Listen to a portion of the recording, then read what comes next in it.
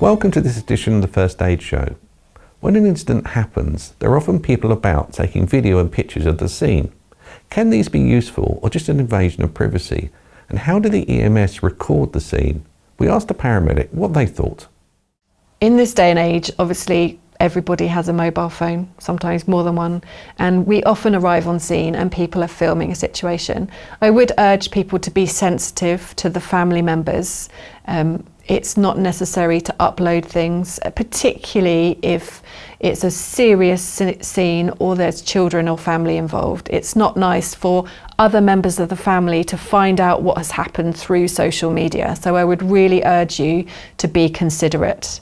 However, you may find that the first responder or the crew may take photographs in order to accurately portray what has happened to when they're giving a handover to the hospital staff. Most of these photos are stored within the application or the database that they're using. It's not recorded onto the actual device, and it's not possible for us to access those photos. They belong to the patient's notes and they get securely secured with the patient notes when they get handed over at the hospital. So please don't worry if we're taking those images.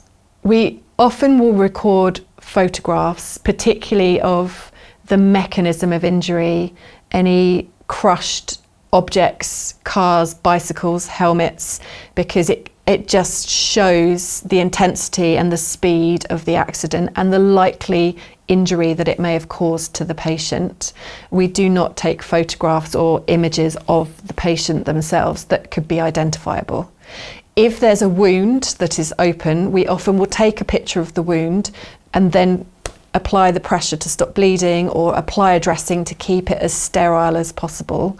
And then that way we can show the image on the handover, and it's not necessary to remove all the dressings and then reapply all the dressings and risk allowing more infection to get into an open wound or stop the pressure that's stemming the bleeding.